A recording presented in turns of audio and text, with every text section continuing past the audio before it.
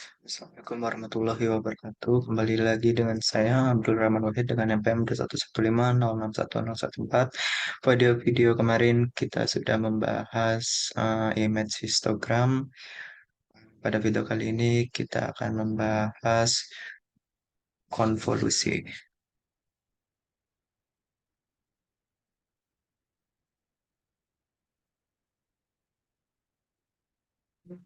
Di dalam pengolahan citra, sebuah citra sering dilakukan proses penapisan atau image filtering untuk memperoleh citra sesuai dengan tujuan yang diinginkan. Misalkan ada sebuah citra dengan fx, y, kemudian kita filter menjadi gx, y. Kemudian penapisan citra ini berarti kita memodifikasi pixel-pixel di dalam citra berdasarkan transformasi terhadap nilai-nilai pixel ketetanggaannya. Nah, penapisan citra ini juga termasuk ke dalam tipe operasi aras lokal.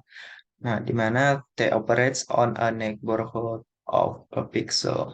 Jadi, T ini beroperasi pada ketetanggaan dari pixel-pixel itu. Nah, sebuah operator khusus untuk penapisan citra ini adalah konvolusi atau convolution, atau bisa disebut juga dengan linear filtering. Selanjutnya ada teori konvolusi. Konvolusi dua buah fungsi fx dan gx didefinisikan sebagai berikut. Hx sama dengan fx asterisk gx integral min tak hingga sampai dengan tak hingga fa gx min a dA. Tanda asterisk ini menyatakan operator konvolusi dan peubah A adalah peubah bantu atau dummy variable. Gx ini disebut juga kernel atau mask konvolusi. Kernel GX dapat dibayangkan sebagai sebuah jendela yang dioperasikan secara bergeser pada sinyal masukan fx. Jumlah perkalian kedua fungsi pada setiap titik merupakan hasil konvolusi yang dinyatakan dengan sinyal luaran Hx. Misalkan contoh misal fungsi fx dan ge diperlihatkan pada gambar berikut. Bisa dilihat ada fa, kemudian kita melakukan konvolusi pada ga menjadi seperti pada gambar berikut ini. Nah, untuk rumus konvolusinya kita rumuskan dengan rumus Hx sama dengan Fx asterisk Gx integral min tak hingga sampai tak hingga Fa Gxa dA. Nah, step pertama kita menentukan terlebih dahulu G min A-nya. Kemudian yang kedua kita menentukan Gx min A. Setelah kita tahu, kita menyimpulkan possible cases of for X. Jadi kita menyimpulkan kasus yang mungkin dari sebuah nilai X itu. Maka hasil akhirnya akan didapat fx asterisk gx bernilai x per 2 dengan syarat x lebih besar dari sama dengan 0 dan x kurang dari sama dengan 1. Dia akan bernilai 1 min x per 2 jika x lebih dari sama dengan 1, x kurang dari sama dengan 2. Kemudian dia akan bernilai 0 jika syaratnya elsewhere. Kemudian selanjutnya ada kolusi dengan fungsi impuls. Fungsi impuls ini disebut juga dengan fungsi delta Dirac. Nah, fungsi delta Dirac ini bernilai 0 untuk X tidak sama dengan 0 dan lebar demetnya sama dengan 1. Secara matematis, fungsi delta Dirac ini didefinisikan sebagai rumus berikut. Delta X sama dengan 0 dengan syarat X tidak sama dengan 0. Limit delta mendekati 0 min delta dan integral dari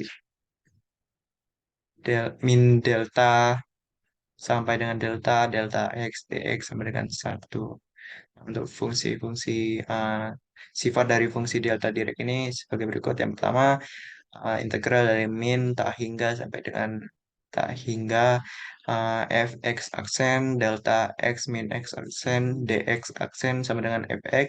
Kemudian nilai kedua adalah sifat fungsi kedua adalah delta ax sama dengan delta x per nilai mutlak dari a. Nah, apabila kita bekerja dengan fungsi diskrit, maka fungsi delta digunakan ada fungsi delta Kronecker yang didefinisikan sebagai delta n yang akan bernilai nol apabila n tidak sama dengan nol dan akan bernilai satu apabila n sama dengan nol. Dan sifat sigma m sama dengan min tak hingga sampai dengan tak hingga Fm delta n min m sama dengan Fn. Dan untuk hasil konvolusi fx dengan delta direct, kita bisa rumuskan dengan fx asterik delta x sama dengan integral dari min tak hingga sampai dengan tak hingga fa delta x min a dA sama dengan fx.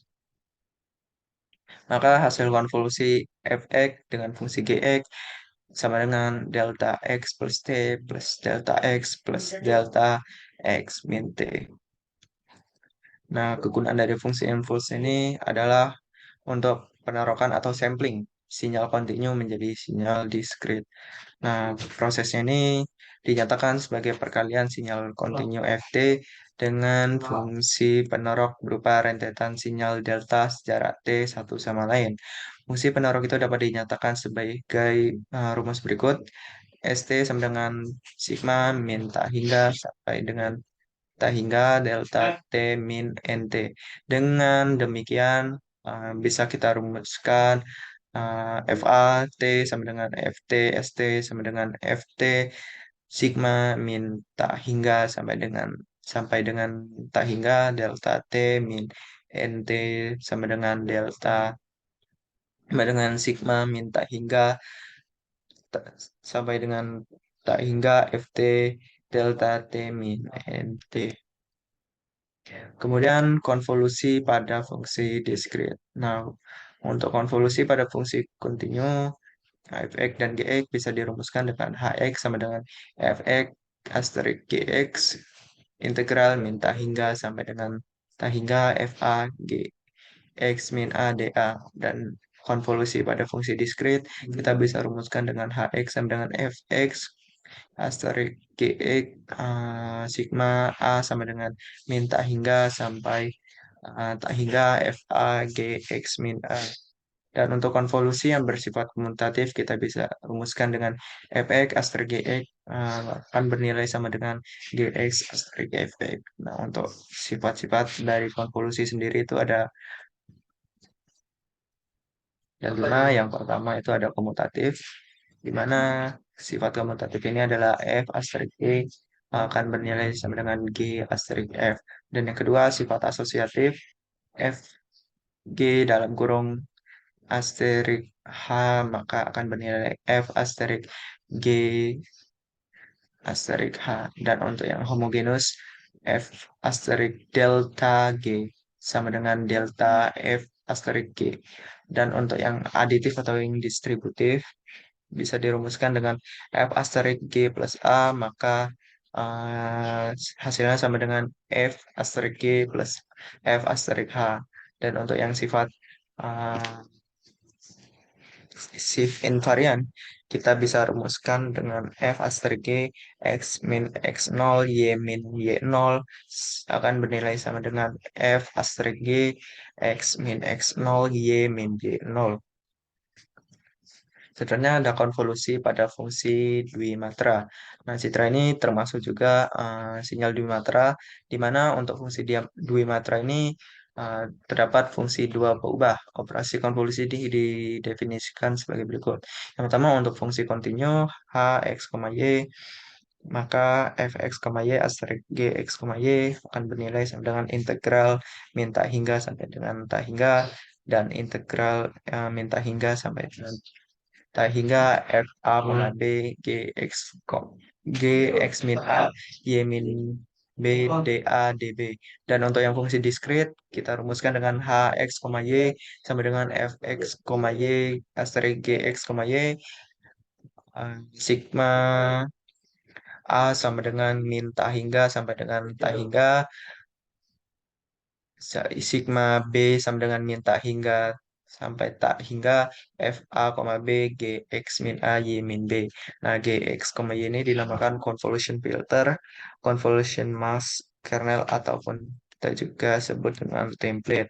Dalam ranah diskrit, kernel konvolusi dinyatakan dalam bentuk matriks. Umumnya sih 3 kali 3, ada juga sih yang 2 kali 2.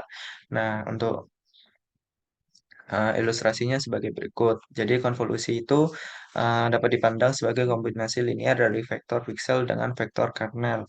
Bisa dirumuskan dengan F I, J sama dengan A, P1 plus B, P2 plus C, P3, dan seterusnya. Nah, jika jumlah nilai di dalam kernel lebih dari satu, maka nilai F I, J dibagi dengan jumlah tersebut. Apabila jumlahnya 0, maka F I, J dibagi dengan 1.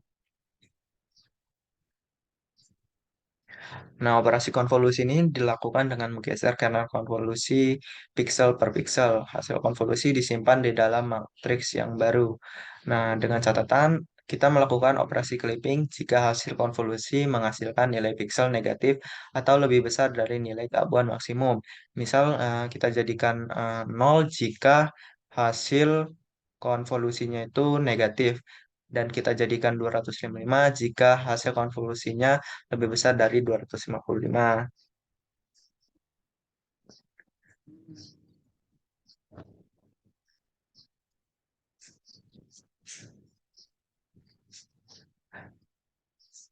Biasanya masalah yang timbul apabila piksel yang dikonvolusi adalah piksel pinggir atau border karena beberapa koefisien konvolusi tidak dapat diposisikan pada piksel-piksel citra atau efek yang bersifat menggantung. Nah, masalah menggantung ini seperti selalu terjadi pada piksel-piksel pinggir, kiri, kanan, atas ataupun bawah. Nah, untuk solusi masalah ini, yang pertama kita bisa mengabaikan piksel-piksel yang ada di pinggir, jadi tidak perlu dikonvolusi. Nah, solusi ini nih banyak dipakai di dalam pustaka fungsi-fungsi pengolahan citra. Dengan cara seperti ini, maka piksel-piksel pinggir nilainya tetap sama dengan citra asal. Nah, yang kedua itu kita bisa menduplikasi elemen citra. Misalkan elemen kolom pertama disalin ke kolom M+1, begitu juga sebaliknya. Lalu kita konvolusi dapat melakukan terhadap piksel-piksel pinggir tersebut. Yang ketiga, kita juga dapat elemen yang ditandai dengan tanda tanya, kita asumsikan bernilai sama dengan nol ataupun konstanta yang lain, sehingga konvolusi piksel-piksel pinggir dapat dilakukan. Nah, solusi yang dengan ketiga pendekatan ini, kita asumsikan bagian pinggir kita lebarnya sangat kecil, hanya 1 piksel uh, relatif yang sifatnya relatif dibandingkan dengan ukuran citra sehingga piksel-piksel yang berada di pinggir itu tidak memperlihatkan efek yang kasat mata. Nah, konvolusi ini berguna pada proses pengolahan citra seperti yang pertama kita bisa melakukan perbaikan kualitas citra atau image enhancement yang akan kita bahas pada materi selanjutnya. Kita juga bisa menghilangkan suatu noise pada citra ataupun gambar. Kemudian yang ketiga kita mengurangi erotan atau um, noise ataupun yang mengganggu pada citra. Kemudian kita juga dapat melakukan penghalusan atau smoothing ataupun pelembutan terhadap suatu citra. Nah, kita juga bisa berguna. Jadi teknik konvolusi ini juga berguna untuk edge detection atau deteksi tepi atau edge sharpening atau penajaman tepi. Baik, sekian presentasi untuk penjelasan dari teknik konvolusi. Selanjutnya kita akan membahas image enhancement pada bab 9 sampai dengan bab 11. Sekian, terima kasih.